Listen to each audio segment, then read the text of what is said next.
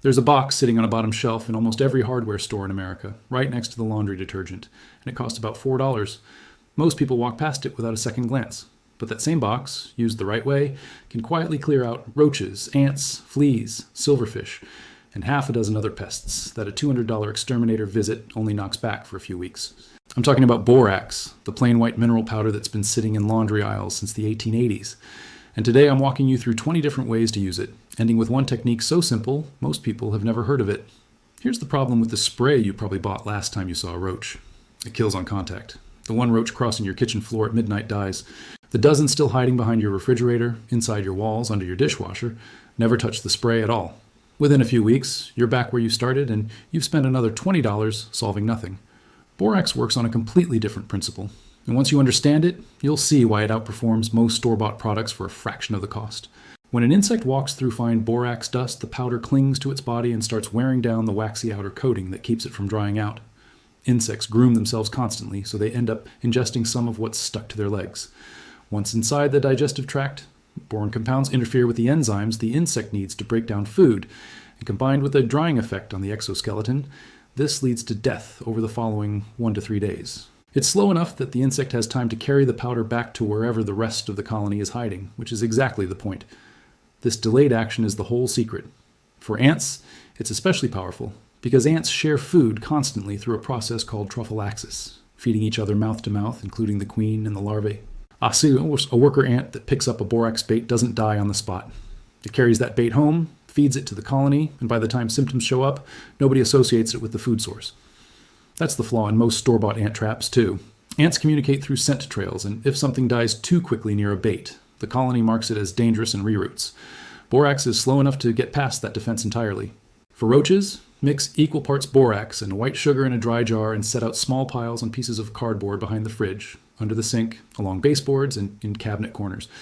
Leave them undisturbed for 2 weeks. For a stronger bait, combine half a cup of borax, half a cup of flour, and a tablespoon of cocoa powder, add a few drops of water, and roll it into small balls to tuck into cracks and behind appliances. The cocoa both attracts roaches and helps the bait blend into dark corners. For a heavier infestation, a paste of 1 tablespoon borax, half a tablespoon honey, and a little warm water spread on jar lids under appliances works well because the moisture keeps it effective longer than a dry bait. For ants, dissolve 1 teaspoon of borax and half a cup of sugar into a cup of warm water. Soak cotton balls in it and set them in shallow lids wherever you've seen activity. For grease-loving ants like carpenter ants, swap the sugar for 2 tablespoons of peanut butter with a few drops of vegetable oil to keep it from drying out. Outdoors, you can sprinkle borax directly into an ant mound and follow it with a half gallon of warm water to carry it down to the colony below. And for an entry point like a window or door frame, wipe the trail first with a vinegar water mix to break down the ant's scent trail, then dust a thin line of dry borax across the gap. Any ant crossing it picks up enough to take out the trail behind it. Fleas are trickier because what you see on your dog is a small fraction of the actual problem.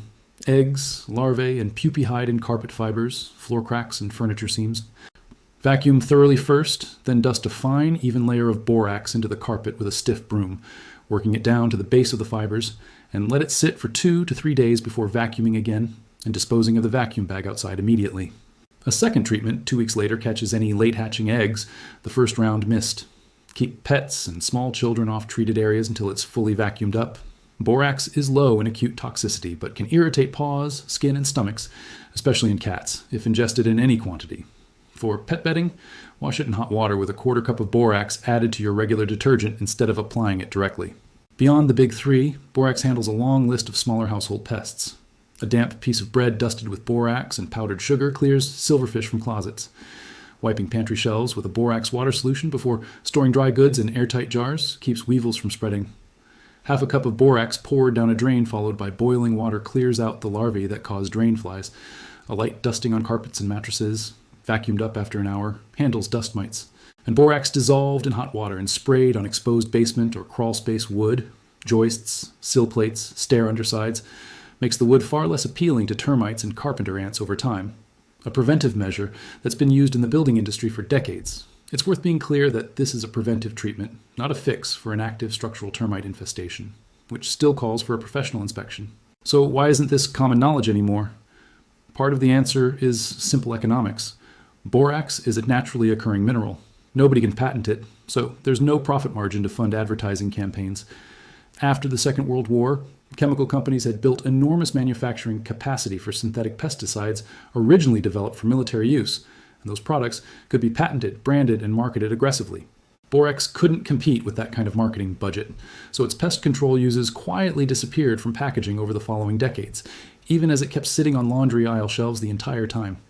When the EPA began regulating pesticide label claims in the 1970s, the registration costs made it even less economical for a cheap mineral product to carry pest control claims at all.